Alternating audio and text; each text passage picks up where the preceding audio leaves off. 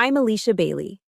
I've landed fighter jets on pitching carrier decks in the middle of ocean storms, and I currently run an aviation logistics fleet worth tens of millions of dollars.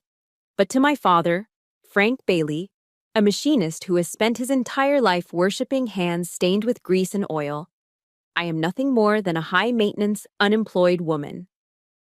Last Friday night, at the local Veterans of Foreign Wars Hall in Springfield, a place that reeks of stale beer and old cigarettes, he pointed a calloused finger at me in front of his circle of old friends and sneered. "Gentlemen, let me introduce you to my daughter. She's still playing her little flying games while she waits to find a real job." Their raucous, wheezing laughter felt like daggers driven straight into my self-esteem. But that humiliation wasn't even the worst part. The worst part happened 48 hours later, at an altitude of 30,000 feet. It was the moment a crystal champagne flute fell, shattering into dust on the cabin floor. And along with that sound of breaking glass was the sound of my father's conservative ego collapsing forever. If you have ever spent your entire life striving just to receive a shake of the head and a denial from your own parents, leave a comment saying, "I've been there," and subscribe to the channel right now. This story is the vindication you have been waiting for. The smell hit me the moment I pushed open the heavy oak door of VFW Post 1031. It was a scent you only find in places like this in the Rust Belt of Ohio. A permanent layered cocktail of stale hops, floor wax, and the ghost of cigarette smoke that had seeped into the drywall decades before the indoor smoking bans. It was the smell of men who were tired. I adjusted the collar of my blazer. It was a charcoal Italian cut, sharp and professional. The kind of suit I wore to board meetings with investors. Here, under the flickering fluorescent lights and the neon glow of beer signs, it felt like a costume. I looked like an alien species invading a sanctuary of flannel shirts, faded Carhartt jackets, and baseball caps that had lost their shape years ago. The jukebox in the corner was playing something low and mournful. George Jones, I think. He stopped loving her today. Fitting. The atmosphere in Springfield hadn't changed much since the big assembly plant laid off the second shift 3 years ago. The town felt like it was holding its breath, waiting for a suffocating death. I scanned the room and found him immediately. Frank Bailey, my father. He was holding court at a high-top round table near the bar, nursing a bottle of domestic beer. He looked older than the last time I saw him.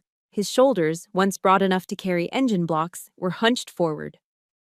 But his voice was loud, projecting that specific kind of boisterousness men use when they are trying to convince everyone, including themselves, that they still matter.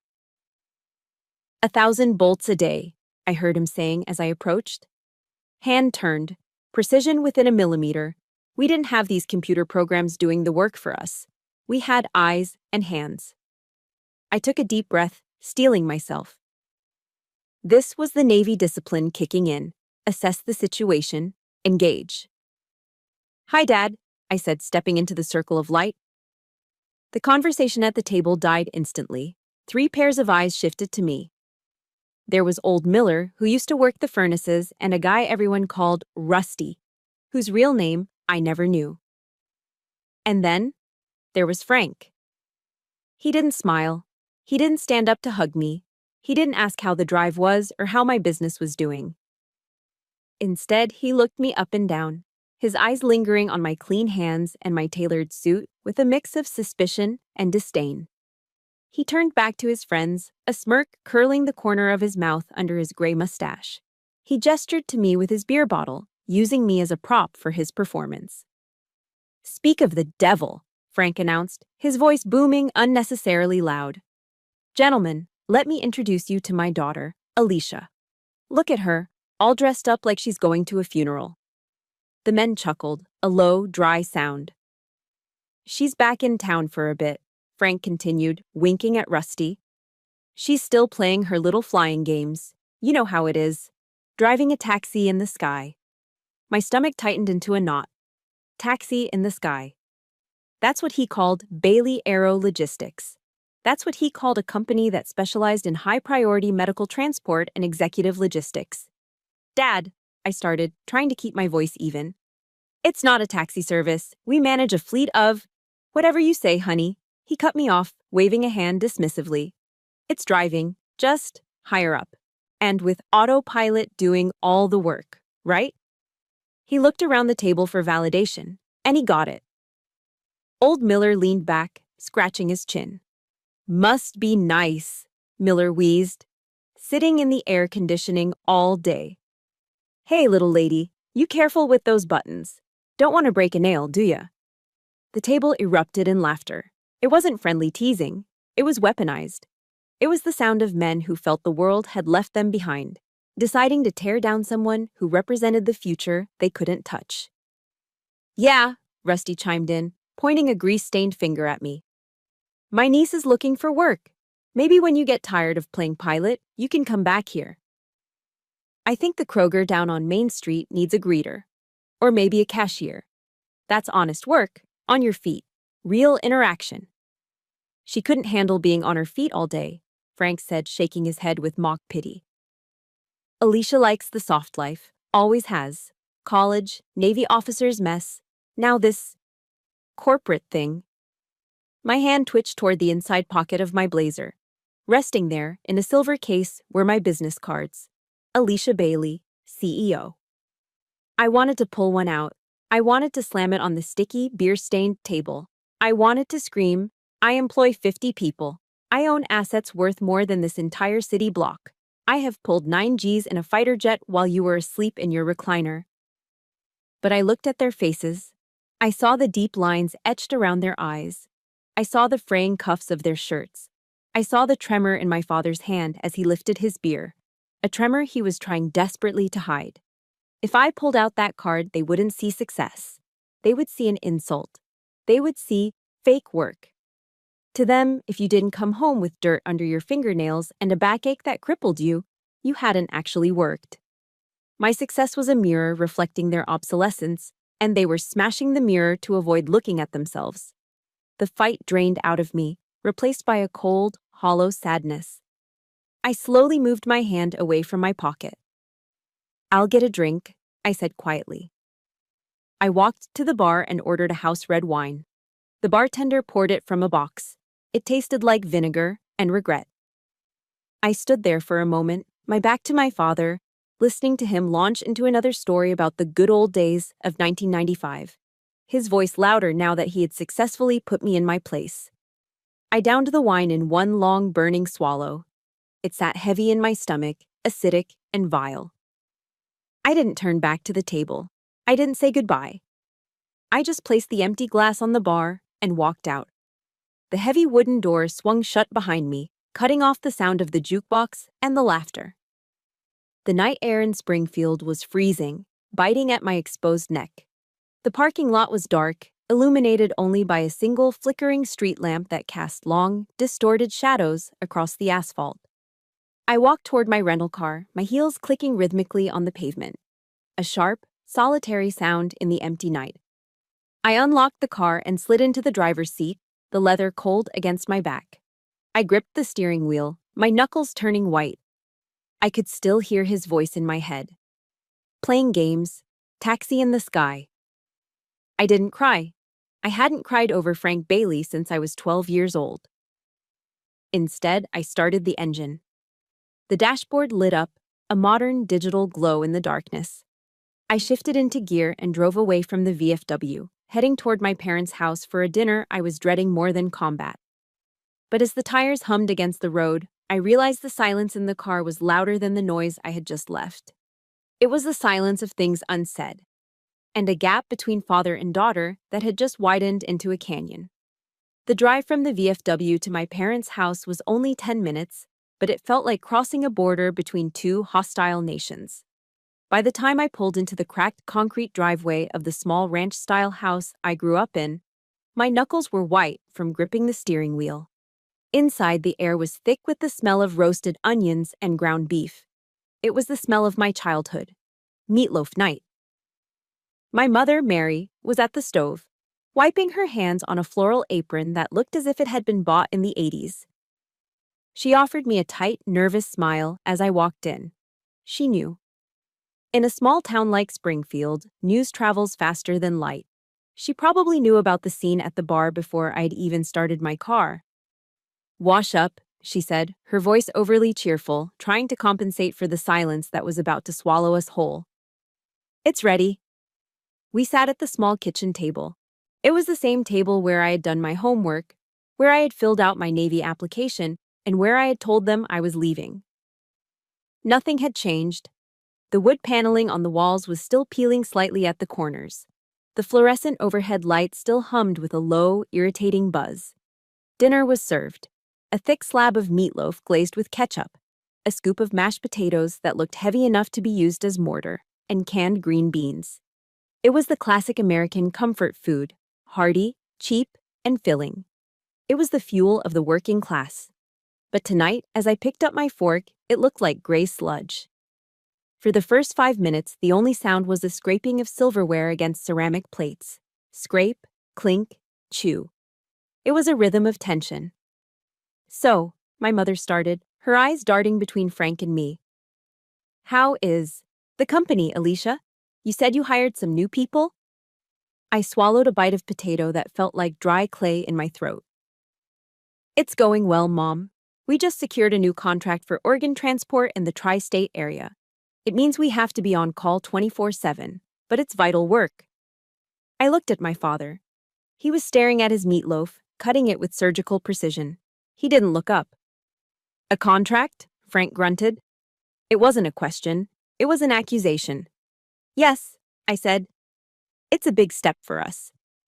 Frank finally looked up. His eyes were hard, devoid of the warmth a father's eyes should have. So, this company of yours, does it have a shop? A floor? Or is it just a bunch of computers in a rented office? We have a hangar, Dad, I explained, trying to keep the defensive edge out of my voice. And yes, we use computers. That's how logistics works. We track weather patterns, flight paths, fuel consumption. Logistics. He spat the word out like it tasted bad. That's a fancy word for moving stuff. You're a delivery service, a glorified shipper. It's not shipping packages, Frank, my mother interjected softly, but he silenced her with a wave of his fork. It is what it is, Mary, he said, turning his full attention to me. I spent 40 years at the plant. When I finished a shift, I could point to something. I could hold a steel mold in my hand and say, I made that. That mold is going to be there for 50 years, maybe 100. It's solid. It's real. He leaned forward, pointing his knife at me. What do you make, Alicia? You fly a plane from point A to point B, then you land. And then what? It's gone. The work is gone. It disappears into thin air. You don't build anything. You don't fix anything. You just float. I transport medical teams, I said, my voice rising slightly. I transport organs that save lives. Last month we flew a liver to Cleveland in a blizzard because the helicopters were grounded. A man is alive today because of my floating. Frank rolled his eyes, taking a large bite of meatloaf. There you go again, dramatics. Always with the dramatics. He chewed slowly, deliberately. Then he gestured toward the window, toward the house next door. You know who you should talk to while you're here? Jimmy. The Johnson kid. My stomach turned. Jimmy Johnson used to eat paste in the 2nd grade. Why would I talk to Jimmy? I asked. He's doing well for himself, Frank said, a note of genuine admiration creeping into his voice, a tone he never used with me. He's a plumber now, got his own van, painted it himself. Johnson & Sons Plumbing. I saw him yesterday, backed into his driveway. He was covered in muck, hands black as coal, sweat pouring down his face. Frank smiled. It was a cruel, satisfied smile. Now that is a man who works. That is honest labor. He fixes things people actually need. He doesn't need a computer to tell him a pipe is leaking. He uses his hands. He's got stability. The comparison hung in the air like smoke. Jimmy, the plumber with the dirty van, was the hero. I, the CEO piloting a $13 million Learjet 75 Liberty, was the failure. Because my hands were clean. I looked down at my hands resting on the cheap tablecloth. They were steady. My fingernails were trimmed short, practical, and clean. These were the hands that knew how to manipulate the yoke of a high-performance aircraft through wind shear. These were the hands that signed paychecks for 50 employees. These were the hands that held the lives of strangers in their palms every time I engaged the thrusters. But to Frank Bailey, they were soft. They were useless. They were the hands of a child playing pretend. "Stability isn't about dirt, Dad," I whispered. "Stability is having a trade," he snapped, slamming his hand on the table, making the silverware jump. "If the internet crashes tomorrow, what are you going to do? Jimmy can still fix a toilet. You're obsolete without a screen." The silence returned, heavier than before. My mother looked down at her plate, defeated. I felt a stinging sensation behind my eyes, but I refused to blink. If you have ever felt like your achievements were invisible to the people who were supposed to be proud of you, I want you to pause right here. Hit that like button and comment, "I am enough" below. Do it for yourself. Because we all need to be reminded that our worth isn't defined by someone else's limited view. I looked at the meatloaf on my plate. I couldn't eat another bite. The comfort food felt like a lie. There was no comfort here. There was only a rigid, rusting definition of value that I would never fit into. Frank went back to eating, satisfied that he had won the argument, satisfied that he had reminded me of my place in his hierarchy. He didn't see the pilot, he didn't see the CEO. He just saw a little girl who refused to get her hands dirty. "I'm not hungry," I said, pushing my chair back. "Sit down," Frank said, not looking up. "We finished dinner as a family." "I'm full," I lied. "You're running away," he corrected, "just like you always do when things get real." "Go ahead, go back to your room and play with your phone. Let the adults finish the meal." I stood up, my legs trembling slightly. It wasn't fear, it was rage. A cold, quiet rage that was beginning to harden in my chest. I walked out of the kitchen, leaving the smell of meatloaf and the sound of his chewing behind me. As I walked down the hallway toward my old bedroom, his question from earlier echoed in my mind, bouncing off the walls of the house that no longer felt like home. "When are you going to get a real job? When are you going to be stable?" The question swirled in my head, mocking me. Maybe he was right. Maybe it was all a house of cards. Maybe I was just playing dress-up in a pilot's uniform. I needed to see something real. I needed to remember who I was before I became Frank's disappointment. I reached for the doorknob of my childhood bedroom, desperate for a sanctuary, but dreading what I might find inside.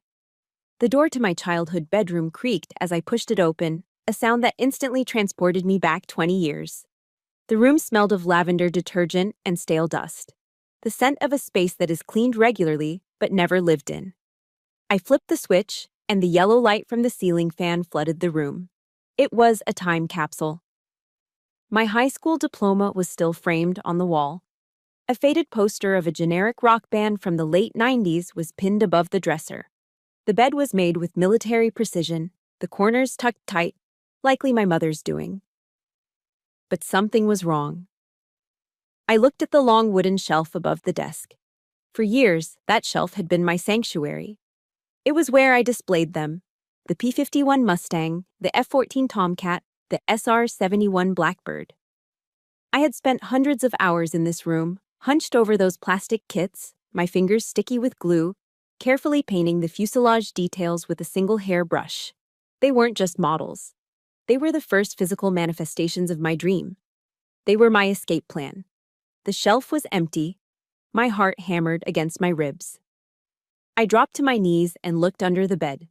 There, pushed into the far corner amongst dust bunnies, was a beat-up cardboard box. I dragged it out. On the side, written in black Sharpie in my father's blocky, aggressive handwriting, were 2 words: "Old Toys." I opened the flaps. Inside, my fleet was a ruin. The F-14, the one I had spent 3 weeks painting to match the squadron from Top Gun, was lying on its side, one wing snapped clean off. The landing gear of the Blackbird was crushed. They had been thrown in there carelessly, tossed aside like garbage to make room for... what? For emptiness? "Old toys," I whispered, picking up the broken Tomcat. The plastic felt cold and brittle. To Frank Bailey, that's all they were: childish distractions. To him, my career was just an extension of this box. A prolonged game of make-believe that I refused to grow out of. A memory washed over me, sharp and blindingly bright. It was May in Annapolis, Maryland, graduation day at the United States Naval Academy. The air was thick with humidity and the electric energy of 1,000 midshipmen about to become officers. The stadium was a sea of dress whites. I remembered standing in formation, sweat trickling down my back, my chest swelling with a pride so intense it felt like it might crack my ribs. I scanned the stands for my parents. I found my mother easily. She was waving a small American flag, wiping tears from her eyes. But the seat next to her was empty. I remembered the phone call the night before.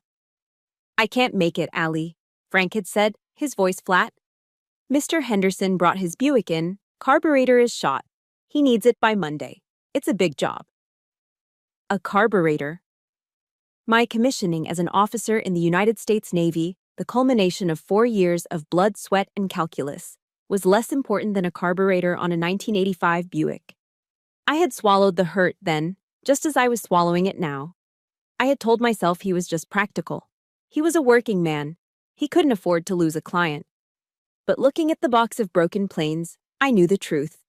He didn't miss my graduation because of a car. He missed it because he couldn't bear to see me succeed in a world he didn't understand.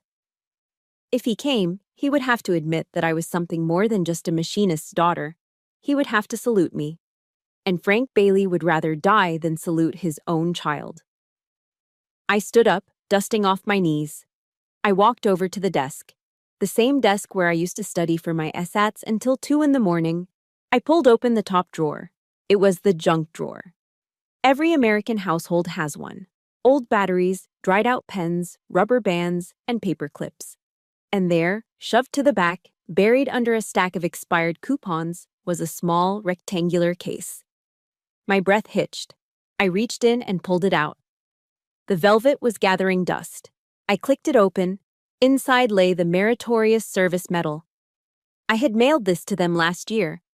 It was awarded to me for my role in coordinating a massive logistics operation during a humanitarian crisis in the Pacific. It was one of the highest honors of my career. I had sent it with a note. "Thought you might want to put this on the mantle. Love, Allie." It hadn't made it to the mantle. It hadn't even made it to the wall. It had been tossed in the junk drawer, treated with the same reverence as a dead AA battery. I ran my thumb over the ribbon. The metal was cool and heavy. "They don't understand," I said aloud to the empty room. "But that doesn't mean it's not real." I looked at the mirror hanging on the back of the door. The woman staring back at me looked tired. Her eyes were red-rimmed. She looked like a daughter who was desperate for her daddy to tell her she did a good job. I hated her. I thought of Admiral William McRaven. Every Navy officer knows his speech. I wasn't a SEAL, but the ethos was drilled into us all the same. If you want to change the world, don't ever, ever ring the bell. In SEAL training, there is a brass bell hanging in the center of the compound. All you have to do to quit is ring the bell. Ring the bell and you don't have to wake up at 4 a.m. Ring the bell and you don't have to endure the freezing cold. Ring the bell and the pain stops. Frank wanted me to ring the bell. He wanted me to quit. He wanted me to admit that flying was too hard, that the business was too stressful, that I was just a girl playing with toys. He wanted me to come home, put on a Kroger vest, and say, "You were right, Dad. The world is too big for me." If I did that, he would love me again. He would hug me. We would eat meatloaf, and he would tell me how to fix a leaky faucet, and we would be a happy, miserable family. I looked down at the metal again.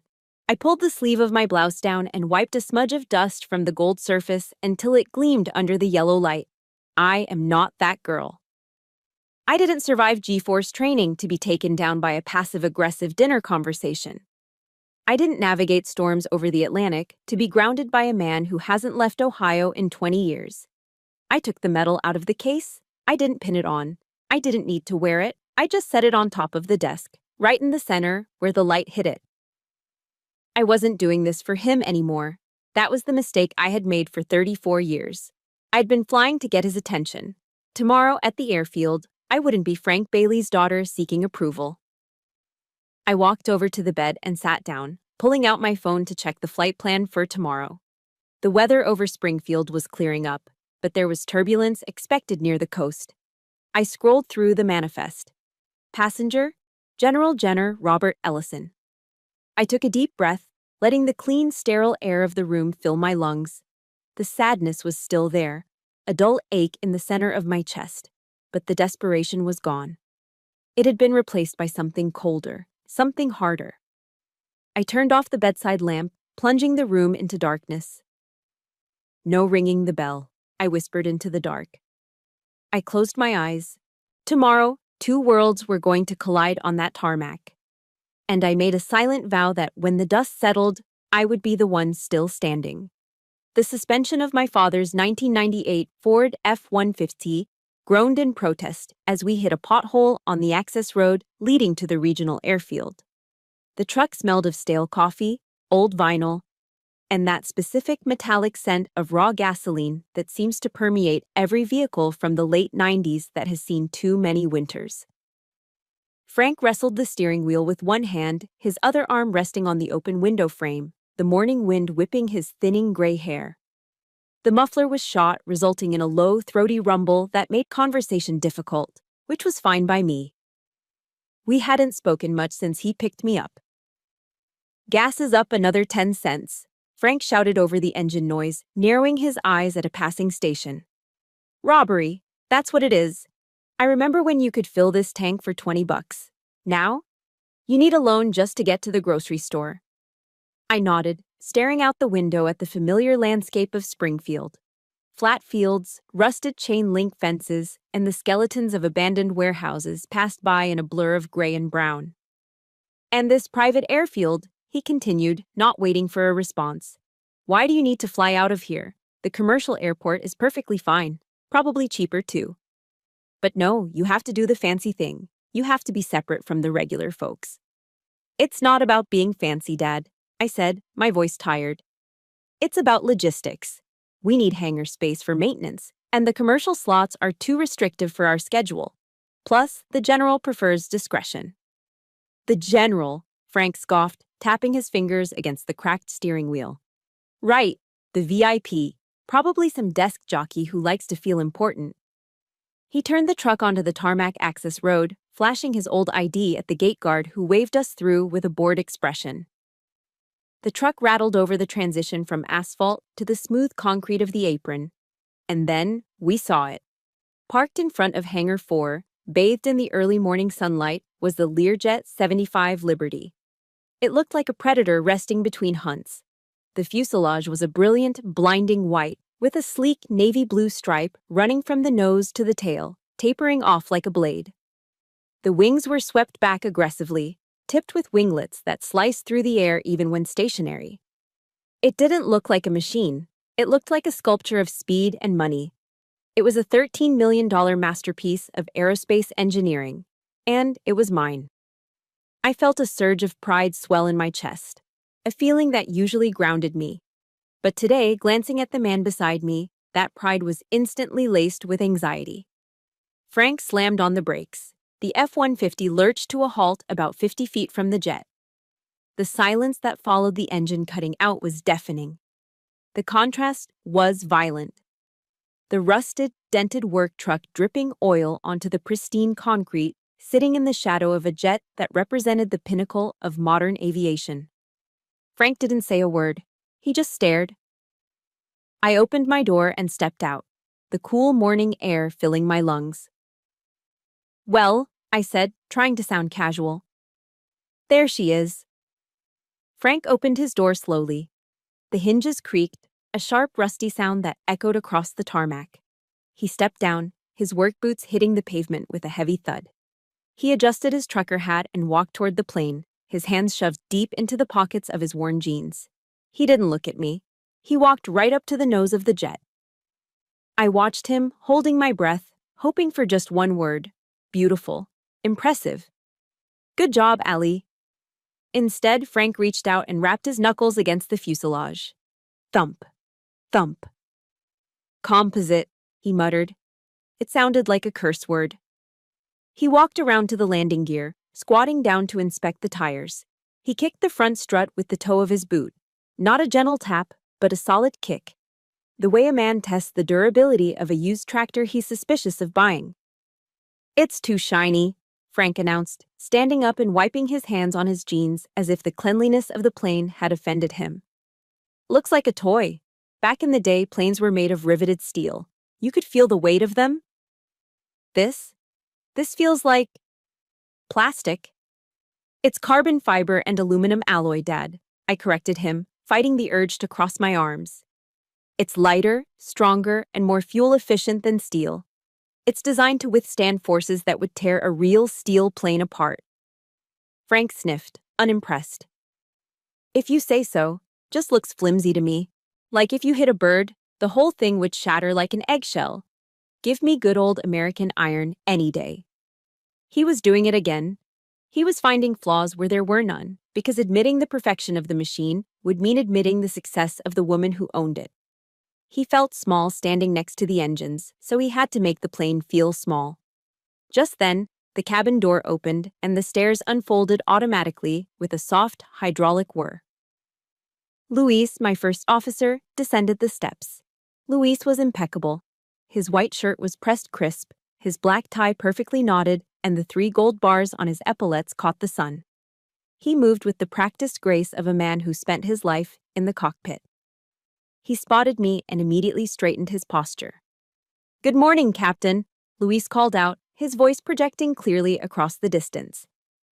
He walked over to us, ignoring Frank's dirty truck, and extended a hand to take my flight bag. "We are fully fueled, flight plan is filed, and the cabin is prepped. Coffee is brewing just how you like it." I saw Frank flinch. The word captain hit him harder than the sight of the plane.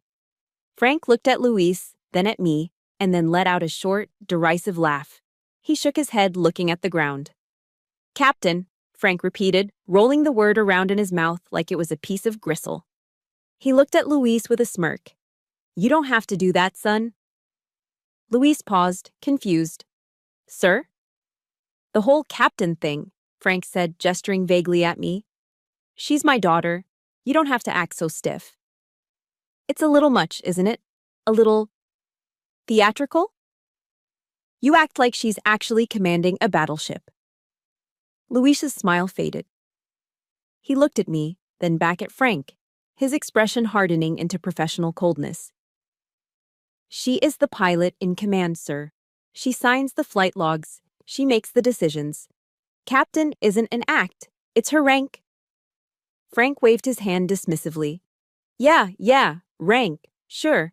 Just saying, relax a little. It's just a flying taxi ride." I felt the heat rise in my cheeks, a mixture of embarrassment and fury. "Dad, please," I said, my voice low. "Luis is a professional. Treat him like one." "I'm just being real, Alicia." Frank threw his hands up, feigning innocence. "Everyone takes themselves so seriously these days. Back at the plant, we called the foreman boss, but we winked when we said it. We knew who really did the work." He was about to launch into another lecture about the hierarchy of labor, about how managers were useless and workers were kings, when a sound cut through the air. It was the low, aggressive hum of precision-tuned engines approaching from the access road. We all turned. A convoy of 3 black Cadillac Escalades was gliding onto the tarmac. They moved in perfect formation, their windows tinted pitch black. They didn't rattle like Frank's truck. They didn't bounce over potholes. They moved with the heavy, undeniable authority of the federal government. Frank's mouth snapped shut. He took a half step back, instinctively moving closer to his rusted truck, as if seeking cover. The lead SUV stopped 20 yards from the jet. The doors opened in unison. Men in dark suits with earpieces stepped out, scanning the perimeter. "What is this?" Frank whispered, his voice suddenly stripped of its bravado. "Who is that?" I straightened my blazer, adjusting my cuffs. I looked at my father, whose eyes were wide with a sudden, dawning realization that he was out of his depth. "That," I said, picking up my flight bag before Luis could take it, "is my client, and we have work to do." The lead Cadillac Escalade came to a halt, with a precision that suggested the driver had done this 1,000 times in war zones and capital cities alike. The engine cut, and for a split second, the only sound on the tarmac was the wind whistling through the gap between Frank's rusted truck and my gleaming jet. Then the doors opened. 4 men in dark suits emerged from the front and rear vehicles. They moved with fluid, coiled energy, their eyes scanning the perimeter, the hangar roof, and finally resting on Frank and his truck with professional suspicion. They were the kind of men who didn't smile. Private security contractors, likely former special forces, hired to protect high-value assets. From the middle vehicle, a man stepped out. General Robert Ellison was a legend in the aviation community. Even out of uniform, wearing a charcoal civil suit that probably cost more than Frank's house, he carried the weight of 4 stars on his shoulders. He was in his 60s, with iron gray hair cut high and tight, and a posture so erect he made the rest of us look like we were slouching. On his lapel, a small discreet pin of the American flag caught the morning light. My body reacted before my brain did. It was muscle memory burned into me during plebe summer at the Naval Academy. I snapped my heels together, straightened my spine, and brought my right hand up in a crisp, sharp salute. "General Ellison," I said, my voice steady, projecting over the tarmac. "Welcome aboard, sir." The general stopped. He looked at me, his eyes crinkling slightly at the corners, a look of recognition and respect. He returned a modified civilian version of the salute, a subtle nod of acknowledgement. "At ease, Captain Bailey," he said, his voice a deep baritone that commanded attention without needing to shout. "Good to see you again. I trust the bird is ready to fly?" "She is, sir. Flight plan is filed for Teterboro.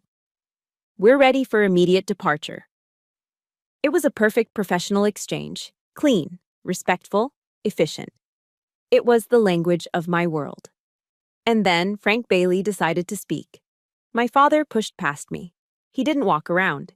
He physically brushed my shoulder aside, stepping into the space between me and the general. He hitched up his jeans, his thumbs hooked into his belt loops for a second before thrusting his right hand forward. My heart stopped. I looked at Frank's hand. It was the same hand that had just kicked the landing gear tires. The palm was smeared with brake dust and black grease from the underside of his truck. He hadn't wiped it. He hadn't even tried. In Frank's mind, dirt was a badge of honor, proof that he was a real man amidst a sea of suit-wearing pretenders. "Howdy," Frank boomed, his voice gratingly loud against the professional quiet of the security detail.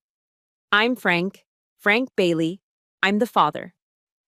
General Ellison paused. He looked at the extended hand, the grease clearly visible against Frank's calloused skin. Then, he looked up at Frank's face. To his credit, the general didn't recoil. He was a man who had shaken hands with warlords and presidents. A machinist from Ohio wasn't going to rattle him. "Mr. Bailey," the general said, taking Frank's hand. The handshake was brief, firm, and terminated quickly by the general. "Pleasure." Frank didn't let go of the moment, though. He leaned in, a conspiratorial grin stretching beneath his mustache. He treated this 4-star general like a buddy he'd just met at the hardware store. "So, you're the VIP, huh?" Frank chuckled, jerking his thumb back toward me. "Well, good luck up there. I hope she doesn't drive this thing into a cloud bank. She can be a little absent-minded, if you know what I mean." The air on the tarmac seemed to vanish. I stood frozen. I could feel the blood draining from my face. Luis, standing by the stairs of the jet, dropped his jaw slightly, his eyes darting between me and Frank in horror. Even the security detail shifted their stance, sensing the sudden spike in social tension. Frank was doing it. He was doing the thing he always did at family barbecues, but now he was doing it in front of one of the most powerful men in the American military. He was dismantling my competence to make himself feel bigger. General Ellison didn't smile. He slowly withdrew his hand and clasped it behind his back, his posture stiffening. The warmth in his eyes evaporated, replaced by the steel gaze that had stared down adversaries in the Situation Room. "Absent-minded?" the general repeated, his tone flat and dangerous. "Oh, you know," Frank laughed, oblivious to the temperature drop. Head in the clouds, always dreaming, not paying attention to the nuts and bolts. General Ellison turned his head slowly to look at me, then back to Frank. "Mr. Bailey." the general said, his voice icy. I have flown with the best pilots in the Air Force and the Navy. I have trusted my life to aces and test pilots. And I can tell you, without hesitation, that your daughter runs the tightest, safest flight deck I have ever stepped foot on. That is why I hired her. That is why I am here. It was a defense so absolute, so authoritative, that it should have ended the conversation. It was a direct validation from the highest level. But Frank Bailey couldn't accept it. To accept that I was a disciplined, elite professional would be to admit that his narrative of me, the flighty, useless daughter, was a lie. And Frank lived inside that lie. Frank let out a dismissive snort, waving his greasy hand in the air. He stepped closer to the general, and then, in a move that made the security agents take a step forward, he reached out and patted the general on the shoulder. "Aw, hell, General," Frank said, shaking his head with a pitying smile. "She's got you fooled too. That's just the training talking. You didn't know her when she was 12. Frank looked around at the security detail, trying to bring them in on the joke. 12 years old, Frank shouted, as if telling a hilarious anecdote at a bar. She had this red Schwinn bicycle, prided herself on it, and one day she loses the key to the chain lock. Just loses it. Cried for 3 hours. I had to get the bolt cutters and snap the chain myself because she was too busy crying to fix the problem." Frank looked back at the general, his eyes gleaming with a toxic mix of triumph and insecurity. "So you see, she panics, she loses things. Just keep an eye on her up there. Make sure she doesn't lose the keys to the plane, all right?" Frank laughed again, a harsh, lonely sound that echoed off the metal hangar walls. I wanted to die. I physically wanted the concrete beneath my feet to open up and swallow me whole. He was using a childhood mistake, a lost bicycle key from 22 years ago, to invalidate my entire career, my rank, and my company, right in front of my most important client. General Ellison didn't laugh. He looked at the spot on his shoulder where Frank had touched him. He reached into his breast pocket, pulled out a pristine white handkerchief, and deliberately wiped his hand where Frank's grease had stained it. He didn't look at Frank again. He looked at me. "Captain Bailey," the general said, his voice cutting through Frank's laughter like a razor blade, "we are burning daylight. Let's get wheels up." "Yes, sir," I whispered, my voice trembling with suppressed rage. The general turned on his heel and walked toward the stairs, Luis snapping to attention as he passed. The security detail followed, flowing around Frank like water around a stone, ignoring his existence entirely. Frank stood there, his smile faltering slightly as he realized no one was laughing with him. He realized he had been dismissed, not just as a nuisance, but as something irrelevant. The general walked up the stairs and disappeared into the cabin. I moved to follow him, desperate to get into the cockpit, desperate to put 30,000 feet between me and the man standing by the rusted truck. But before I could reach the stairs, a hand shot out and grabbed my arm. It wasn't a gentle grip. It was hard, possessive, and angry. I stopped and turned. Frank was glaring at me. The jovial, good old boy mask was gone. In its place was the face of a man who had just felt small and needed to make someone else feel smaller. He pulled me closer, his breath smelling of stale coffee and bitterness. The gap between us closed, and the real confrontation was about to begin.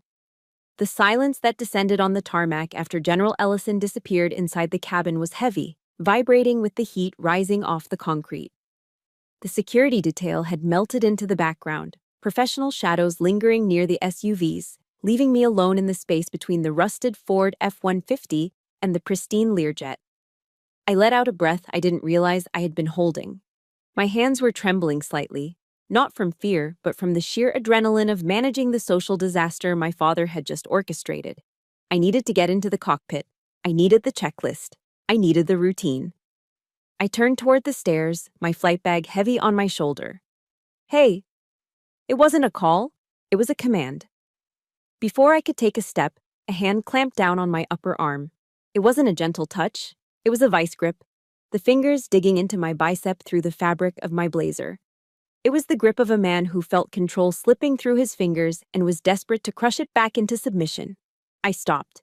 I didn't pull away immediately. I turned my head slowly to look at him. Frank had pulled me in close, invading my personal space. The jovial, loud-mouthed character he had played for the general was gone. In its place was something darker, something ugly and familiar. He was leaned in so close I could smell the stale coffee on his breath and the metallic tang of old coins and grease that always clung to him. He looked around quickly to make sure the security agents were out of earshot. When he spoke, his voice was a low, guttural whisper, trembling with suppressed fury. "Don't walk away from me when I'm talking to you," he hissed. "We have to go, Dad," I said, my voice flat. "The general is waiting." "The general?" Frank mocked, his face twisting into a sneer. He squeezed my arm harder, enough to bruise. "You think you're really something, don't you? Standing there saluting, acting like you run the show." He leaned closer, his eyes narrowing into slits. "Let me tell you something, little girl. Don't think you can fool me with this charade. I know you rented this plane. I know you hired that actor in the pilot's uniform to open the door for you." I stared at him, blinking slowly. The accusation was so absurd, so detached from reality, that it took a moment to process. He actually believed it. He believed I had orchestrated a multi-million-dollar hoax just to trick him. Because in his mind, that was more plausible than his daughter actually being successful. "It's not a rental, Dad," I whispered. "Don't lie to me," he snapped, shaking my arm. "I know you, Alicia. I know who you are. You're the girl who cries when she loses a bicycle key. You're the girl who quits. You're soft." He released my arm with a shove, as if touching me disgusted him. He stabbed a finger toward my chest. "You are a disappointment," he said. The words hung in the air between us, heavy and toxic. "You've always been a disappointment. Playing dress-up in a pilot's costume doesn't change that. You still can't do anything right. You can't stick to a real job. You can't build a real life." He took a breath, straightening his trucker hat, his eyes cold and hard. "Just do me a favor," he muttered, turning his head to spit on the concrete. "Don't embarrass me further. Just fly the damn plane and try not to crash it. I don't need my friends at the VFW asking why my daughter killed a 4-star general because she was daydreaming." Time seemed to slow down. The wind died. The distant hum of the highway faded. All I could hear was the blood rushing in my ears and the echo of that last sentence. Don't embarrass me further. He had humiliated me. He had insulted a client. He had disrespected my staff. And yet, in his twisted, narcissistic reality, I was the one embarrassing him. I looked at Frank Bailey, really looked at him. For 34 years, I'd looked at him and seen a giant. I had seen the arbiter of my worth. I had seen the man whose approval I needed to breathe. But today, under the harsh morning sun of the airfield, the giant shrank. I saw the fraying collar of his flannel shirt. I saw the fear in his eyes, the terrified insecurity of a man who realized the world had moved on without him. And the only way he knew how to cope was to destroy the person who represented that change. He wasn't a giant. He was just a bitter old man standing next to a rusted truck. Something inside me clicked. It was a quiet, sharp sound, like a breaker switch flipping in a fuse box. The little girl who wanted her daddy to come to her graduation died.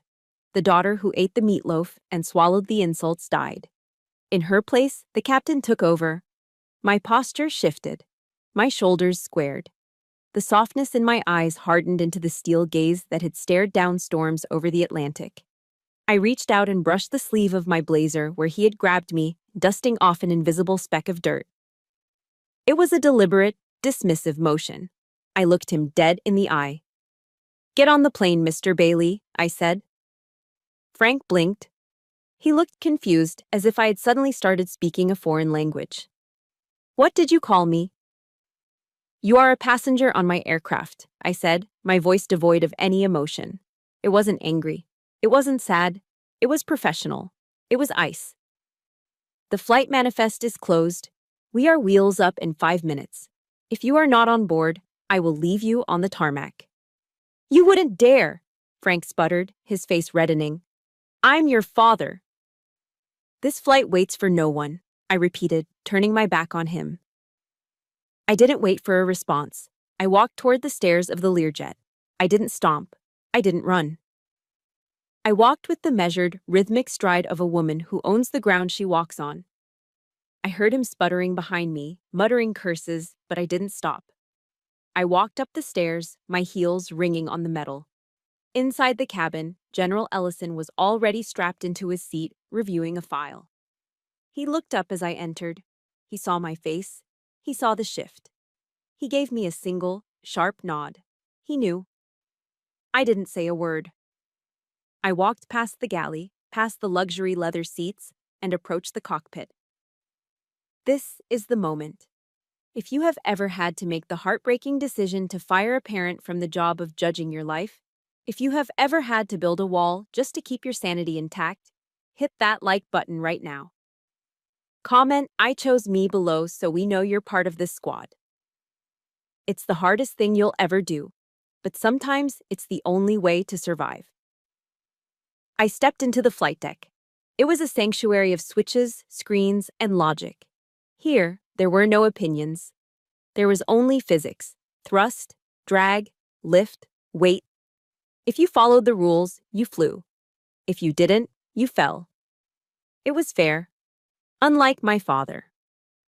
Luis was already in the right seat, running the pre-start checklist. He looked at me with concern. "Captain?" he asked softly. "Are we good?" I sat in the left seat, the command seat. I buckled the 5-point harness, the straps crossing over my chest like armor. I reached up and adjusted my headset, the noise-canceling cups sealing out the world outside. I looked out the side window. I saw Frank slowly walking up the stairs, looking small, defeated, and angry. I turned to the center console. I reached for the handle of the cockpit door. I pulled it shut. Click. The sound of the latch engaging was the most satisfying sound I had ever heard. It was the sound of a vault closing. It was the sound of a boundary being set in stone. I turned to Luis. My face was a mask of absolute focus. "Door is secured," I said, my voice steady and clear over the intercom. "Let's start number 1. I reached for the starter switch. The engine began to whine, a high-pitched scream that grew into a roar, drowning out everything else. I wasn't Frank Bailey's daughter anymore. I was the pilot in command, and I was ready to leave the ground.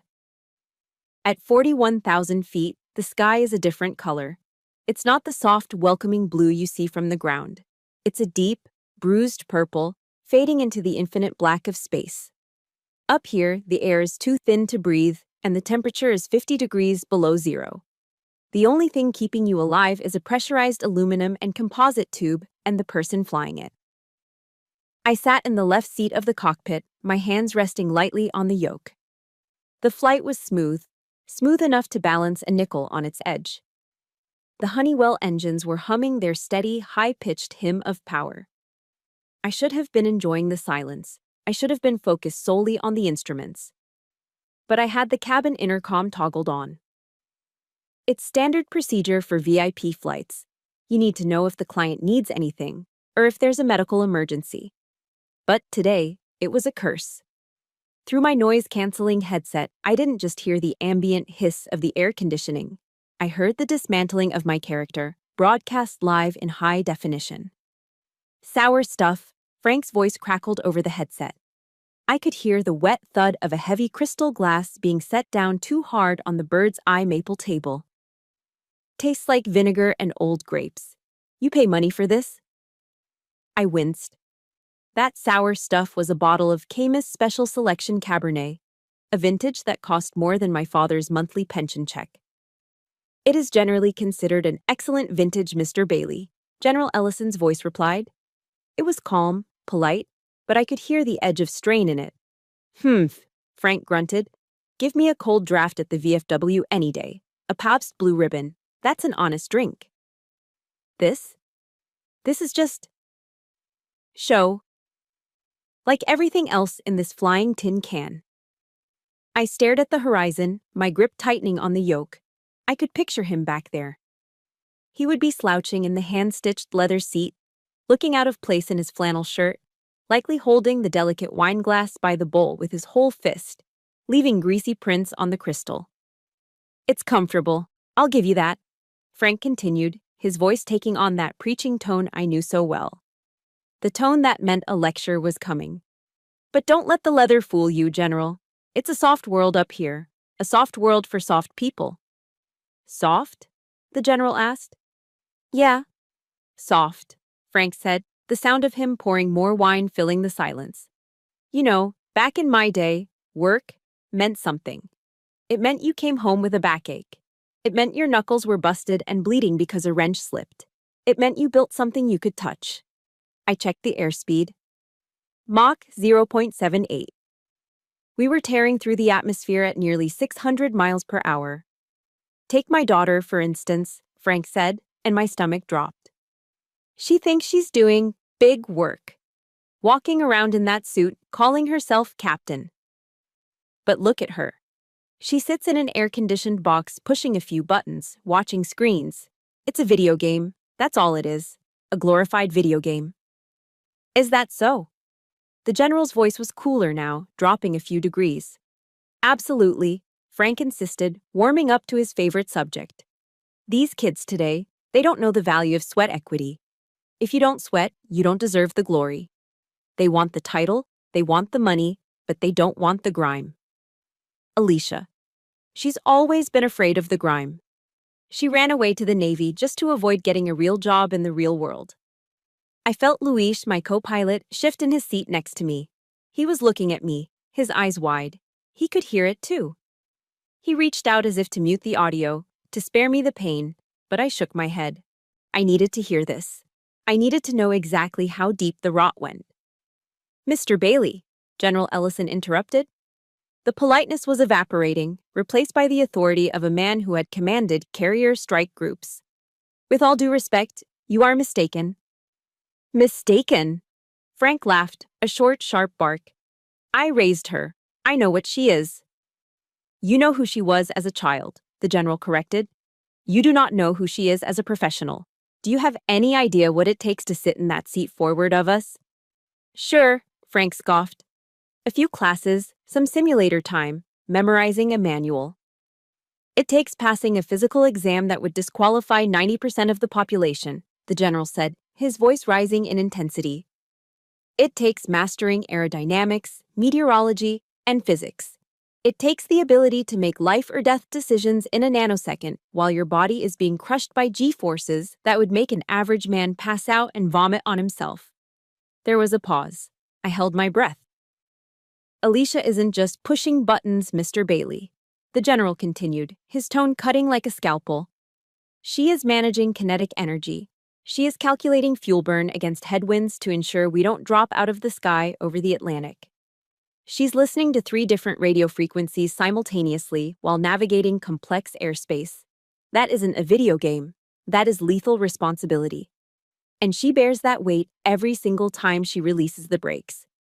I felt a tear, hot and sudden, prick the corner of my eye. I blinked it away furiously. To hear a stranger, a client, defend me with such ferocity while my own father sat there tearing me down. It was a feeling of vindication so strong it almost hurt. But Frank wasn't done. His ego was a fortress built on denial, and he wasn't going to let facts breach the walls. Oh, hogwash! Frank sputtered, dismissing the General's defense with a wave of his hand. That's just the military talking, making everything sound heroic. At the end of the day, she's sitting in a chair. My neighbor, Jimmy. The plumber? He's on his knees in raw sewage at 3 a.m. fixing a pipe so a family can have water. That is heroic. That is real. This is just theory. It's book smarts. And book smarts don't mean a damn thing when the real world comes knocking. The real world is exactly where we are, Frank, the General snapped. No, we're not, Frank argued, his voice slurring slightly from the wine he claimed to hate. We're in a bubble, a fancy $13 million bubble, and my daughter is just the girl playing pretend pilot at the front of it. She's lucky she has that computer to fly the plane for her, or we'd probably be in a cornfield by now. That was it. The accusation that I was incompetent, that I was lucky, that I was a fraud relying on automation. It was the final insult. It wasn't just an attack on me. It was an attack on the integrity of my profession. I looked at the altimeter. We were beginning our initial descent into the Teterboro approach corridor. I needed to brief the passengers, but more importantly, I needed to end this. I reached out and disengaged the autopilot. The plane shifted slightly, responding instantly to my touch. The hum of the engines changed pitch as I pulled back the throttles. The artificial smoothness of the computer was replaced by the subtle, living vibration of the aircraft under manual control. "Luis," I said, my voice calm, but with an undercurrent of steel that made him sit up straighter. "You have the controls." "I have the controls," Luis repeated automatically, his hands going to the yoke. "Captain?" I unbuckled my harness. The metal clasp clicked open. "Maintain flight level 300, I ordered. "Keep her steady. I have to go handle a disturbance in the cabin." "Understood," Luis said, keeping his eyes forward, though I saw a flicker of grim satisfaction on his face. I stood up, smoothing the front of my blazer. I checked my reflection in the dark glass of the cockpit window. The tired girl from the bedroom was gone. The daughter who wanted approval was gone. I turned to the cockpit door, the barrier that had separated my world from his. I reached for the handle. Frank wanted real. He wanted to know what happened outside the bubble. I was about to show him. I stepped out of the flight deck and pulled the heavy, reinforced door shut behind me until it locked with a solid, mechanical thud. The transition was instant. The focused, rhythmic hum of the cockpit instruments was replaced by the hushed, pressurized silence of the main cabin. I stood there for a moment in the small galley area, adjusting the cuffs of my blazer. My heart was pounding, not from the flight, but from the anticipation of what I was about to walk into. I could hear him before I saw him. Frank's voice was louder now, booming off the hand-polished mahogany paneling. He was clearly halfway through the bottle of Camus, and the alcohol had stripped away whatever thin veneer of social filter he had left. "It's Elise, General. That's how they do it," Frank was saying, his voice thick with unearned confidence. "It's all smoke and mirrors. She rents this thing by the hour to impress people like you. It's a tax write-off for some big corporation in New York, and they just let her play captain. She's a driver. That's it. A glorified bus driver in a fancy suit." I stepped into the aisle. The scene before me was like a tableau of a disaster in slow motion. Frank was sprawled in the cream-colored leather seat, one leg crossed over the other, his work boot resting dangerously close to the walnut veneer of the side table. He was holding the crystal wine glass by the bowl, his grip clumsy and aggressive. General Ellison was sitting opposite him. But the general wasn't drinking. He was staring at Frank with the kind of intense predatory focus usually reserved for enemy combatants. His hands were clasped tightly in his lap, his knuckles white. Frank didn't see me yet. He was too busy tearing me down to notice the subject of his scorn had arrived. "I mean, look at her," Frank chuckled, swirling the wine violently. "She can't even afford a real house. She rents an apartment near the city. If she was really running things, wouldn't she have a mansion? No, it's all a front. She's just..." "Mr. Bailey." The general's voice wasn't loud, but it stopped Frank mid-sentence. It was a command. General Ellison unbuckled his seatbelt. The metallic click echoed in the small space like a gunshot. He stood up. In the confined space of the fuselage, he loomed over my father. The general was a man who had commanded fleets, who had sent men into battle, and who carried an aura of absolute, unshakable authority. Frank looked up, blinking. For the first time, he looked unsure. "I'm just telling you the truth, General. I'm trying to save you from being scammed by a girl who..." "You are not telling me the truth," General Ellison interrupted, his voice dropping to a register that vibrated in the floorboards. "You are telling me your insecurities. And quite frankly, I have heard enough." I took a step forward, but the general raised a hand, signaling me to stop. He wasn't done. He turned his full attention back to Frank. "You seem to be laboring under a massive delusion, Mr. Bailey," the general said, enunciating every word with surgical precision. "You keep referring to Alicia as an employee. You keep calling this aircraft a rental. You keep implying she is working for some invisible corporation." The general took a step closer, leaning down so his face was level with Frank's. "Let me correct the record for you, once and for all. Alicia Bailey does not work for a corporation. She is the corporation." Frank frowned, his brow furrowing. What? This aircraft, the general gestured to the cabin around them. This Learjet 75 Liberty, serial number 045, is not leased. It is not rented. It is an asset fully owned by Bailey Aero Logistics. And do you know who the sole proprietor of Bailey Aero Logistics is? Frank's mouth opened slightly, but no sound came out. It is the woman standing behind you, the general said, pointing a finger at me without looking away from Frank. Your daughter signed the check for this plane, $13 million, paid for by contracts she negotiated, flights she piloted, and a reputation she built from scratch. Frank turned his head slowly. He looked at me. His eyes were wide, glassy, and confused. He was looking for the lie. He was looking for the trick. But I just stood there. I didn't shrink. I didn't look down. I stood with my feet shoulder-width apart, my hands relaxed at my sides, wearing the suit he had mocked, standing in the plane he had kicked. That's not possible, Frank stammered, his voice weak. She fixes bicycles. She loses keys. She employs 50 people, Mr. Bailey, the general continued, hammering the final nails into the coffin of Frank's ego. 50 families rely on her for their mortgages, their health care, and their food, including me. Frank looked back at the general. You? I am retired from the military, General Ellison said. I work as a strategic consultant now, which means, Mr. Bailey, that when I step onto this aircraft, your daughter is my boss. She signs my paycheck, and it is a very substantial paycheck. The silence that followed was absolute. The hum of the engines seemed to fade away. The air in the cabin felt thin, electric. She is a self-made millionaire, the general whispered, delivering the final blow. While you have spent the last hour sitting in her chair, drinking her wine, and disrespecting her name, she has been up there piloting us safely through the sky, carrying the weight of an empire on her shoulders. Frank sat frozen. The information hit him like a physical blow. I watched the color drain from his face, leaving it sallow and gray under the cabin lights.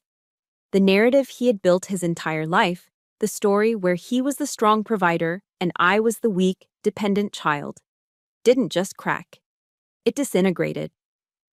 He looked down at his hands, the hands he was so proud of, the hands he claimed were the only ones that did real work. They looked old now. They looked dirty against the pristine leather. He looked at me again. But this time, he didn't see a little girl. He saw a stranger. He saw a titan. He saw someone who had surpassed him so completely that he couldn't even comprehend the distance between us. He realized with a terrifying clarity that he was the smallest person in the room. His right hand, the one holding the crystal flute of Cabernet, began to tremble. It started as a small twitch, then grew into a violent shake. The wine rippled in the glass, a dark red storm. He tried to grip it tighter, tried to regain control, but his nerves failed him. His reality failed him. The glass slipped. It happened in slow motion. I watched the crystal flute tumble from his grease-stained fingers. It rotated once in the air, catching the sunlight streaming through the oval window, looking beautiful and fragile. It hit the hard edge of the table base before landing on the floor. Smash. The sound was explosive. It was sharp, violent, and final. The crystal shattered into 1,000 glittering shards. The dark red wine exploded outward, staining the beige carpet like a fresh wound, splashing onto Frank's worn-out work boots. Frank didn't move to pick it up. He didn't apologize. He just stared at the broken glass, his mouth hanging open, his breath coming in shallow, ragged gasps. The arrogance was gone. The bluster was gone. All that was left was a pile of broken glass and a man who finally understood that he had lost. I looked at the mess on the floor. Then I looked at my father. "Luis," I said into the intercom, my voice calm and echoing through the silent cabin. "We have a spill in the cabin. Maintain course. I'll handle the cleanup." I didn't need to shout. I didn't need to argue. The sound of that glass breaking said everything I had ever wanted to say. The descent into Norfolk was smoother than the drive to the airfield had been in my father's truck. The Learjet 75 Liberty kissed the runway at Norfolk International with barely a shudder, the reverse thrusters roaring to life to slow our momentum. Inside the cabin, the silence was absolute. Since the moment the crystal glass had shattered on the floor, Frank Bailey hadn't spoken a single word. He sat strapped in his leather seat, staring out the oval window at the passing tarmac, his face pale and slack. He looked like a man who had walked into a room he thought he owned, only to realize he was standing in a stranger's house. I taxied the aircraft to the private FBO terminal. The engines whined down into silence.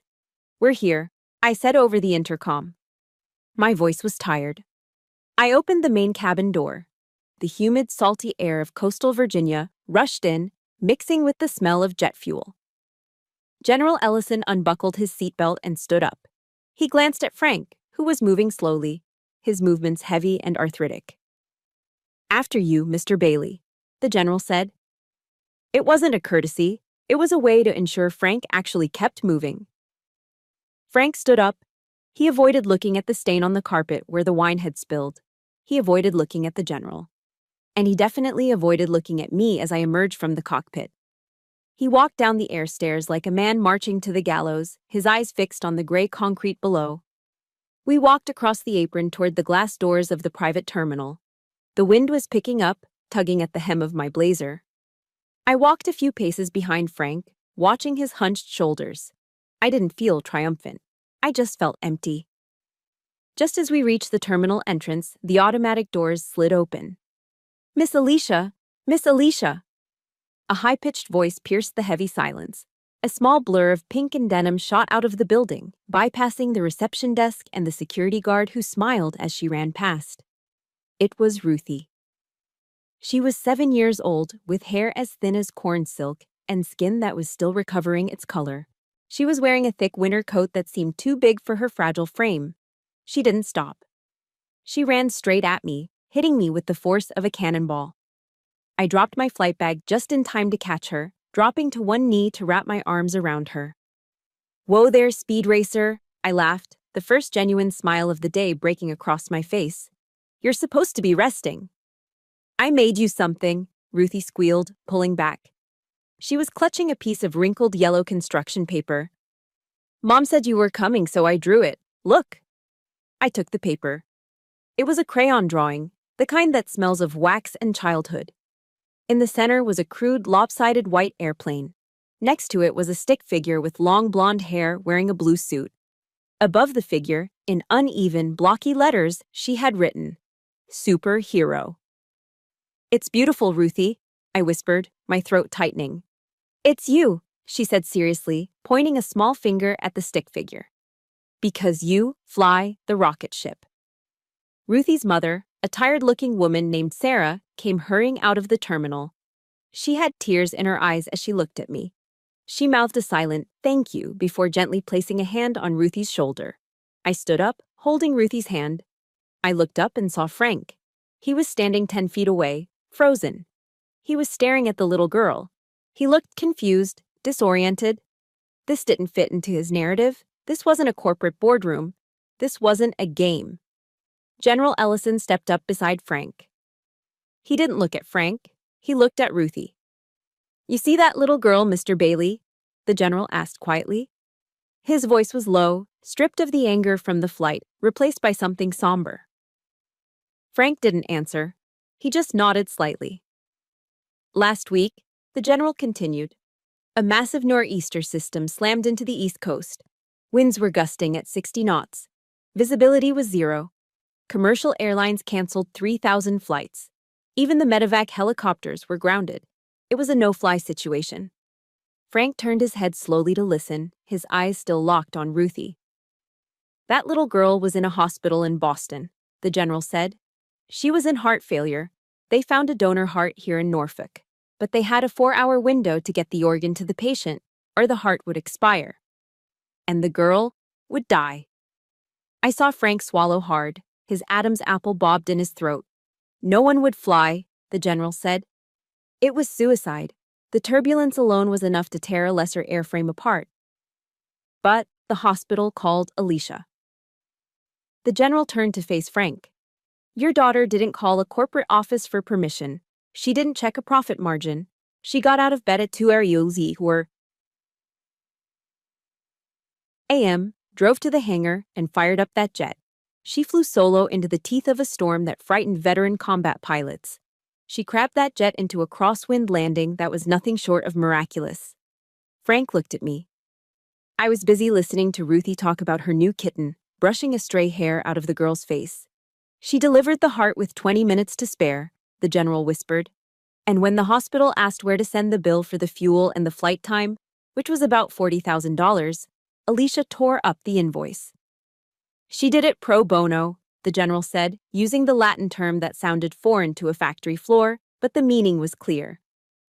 She did it for free, because she could, because that is what she uses her toys for.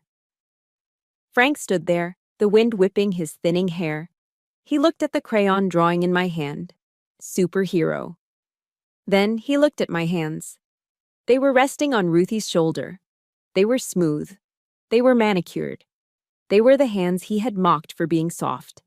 The hands he said had never done a hard day's work. The hands he claimed were useless because they weren't stained with grease or calloused by steel. He looked down at his own hands. They were thick, scarred, and permanently etched with the black grime of the machine shop. For 40 years, he had told himself that these hands made the world go round. He had told himself that because he made physical objects, gears, bolts, molds, he was the creator. But looking at Ruthie, alive and breathing, jumping up and down in her pink coat, Frank realized the terrifying truth. His hands had made things. My hands had saved a life. His real work resulted in cold metal. My fake job resulted in a beating heart. The realization hit him harder than the breaking glass. It shattered the last defensive wall he had built around his heart.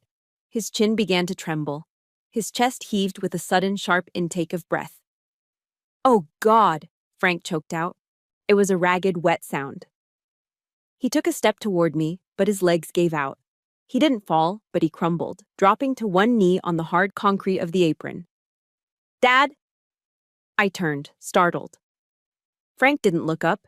He covered his face with his rough, grease-stained hands.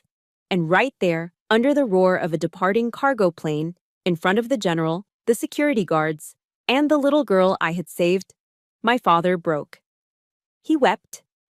It wasn't a silent cry. It was the deep, guttural sobbing of a man who was mourning the loss of his own ego. He cried for the years he had wasted being jealous. He cried for the cruelty he had inflicted. He cried because he finally saw the truth, and the brightness of it was blinding him. "I didn't know," he sobbed into his hands, his voice muffled and broken. "I didn't know." Ruthie stopped talking. She looked at the old man crying on the ground, then looked up at me with wide eyes. "Is he okay?" she whispered. I looked at my father, a man I had feared and sought approval from my entire life, now reduced to a weeping figure on the tarmac. I didn't feel anger anymore. I didn't even feel the need to say, "I told you so." I just felt a heavy, profound relief. The war was over. The general had fired the final shot, and the enemy, my father's prejudice, had finally surrendered. I handed Ruthie's drawing to her mother and walked over to him. I didn't say a word. I just stood there, letting him cry, letting the tears wash away 40 years of grease and stubbornness. 2 weeks later, the atmosphere inside the main hangar of Bailey Aero Logistics was humming with controlled chaos. A pallet of medical supplies was being loaded onto a turboprop for a short-haul flight to Pittsburgh, and the sound of forklifts beeping echoed off the high metal ceiling. I stood on the catwalk overlooking the floor, holding a clipboard, but my eyes weren't on the cargo. They were on the man standing by the loading bay doors. Frank Bailey was arguing with a delivery driver. But it wasn't the kind of argument I was used to.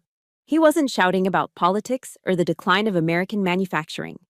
He was holding a digital scanner in one hand and pointing at a shipping label with the other. "I don't care what your dispatch said, pal." Frank's voice carried up to me, firm and authoritative. "This crate contains temperature-sensitive vaccines. You don't leave it on the dock in the sun. You move it to the climate-controlled holding area. Now." The driver, a burly guy who looked like he could bench press a Buick, hesitated. He looked at the white embroidery on Frank's navy blue polo shirt. It read, Bailey Aero Logistics, Ground Security Manager. All right, old-timer, the driver muttered, moving the crate. That's Mr. Bailey to you, Frank corrected him, checking the item off his digital list. And tuck your shirt in. You're representing a professional operation here. I smiled, shaking my head. Frank had sold the Ford F-150 3 days ago. He said the suspension was shot and the gas mileage was offensive. But I knew the truth. He sold it because he didn't need to cling to the past anymore. He drove a sensible, company-issued SUV now.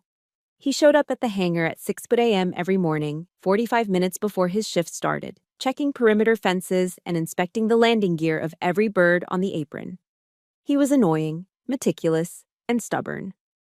And he was the best employee I'd ever hired. That evening, Frank knocked on my office door. "Shift's over, boss," he said.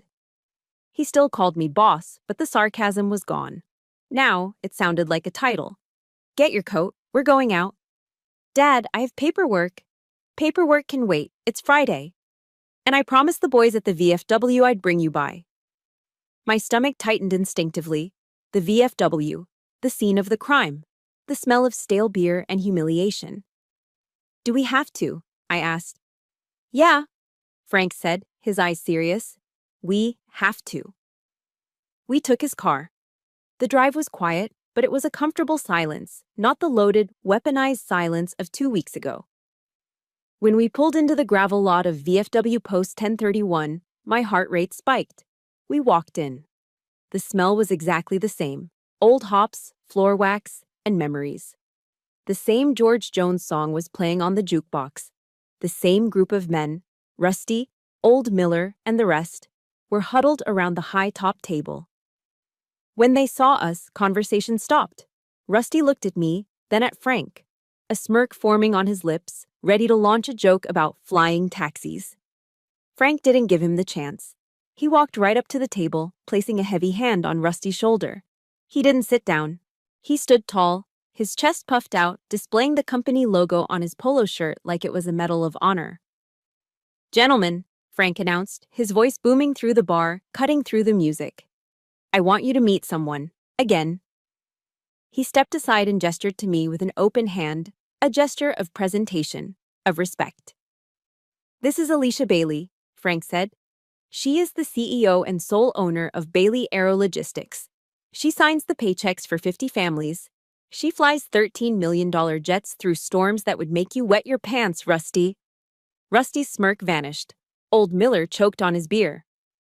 "And," Frank continued, his voice catching slightly before becoming steel, "she is my boss. And she is my daughter." He looked around the circle, making eye contact with every single man who had laughed at me 2 weeks ago. His gaze was a challenge. It was a line in the sand.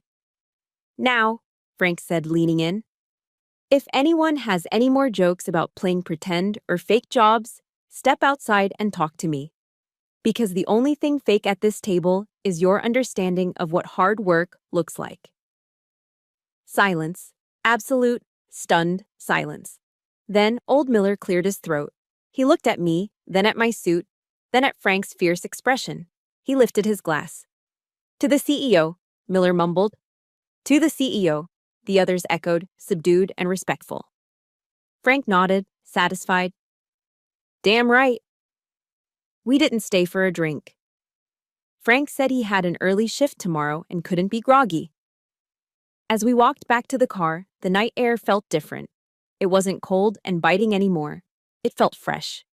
"Here," Frank said, stopping by the car door.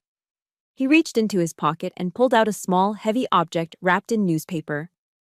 "I made this in the shop, in the garage, since, I'm good with my hands."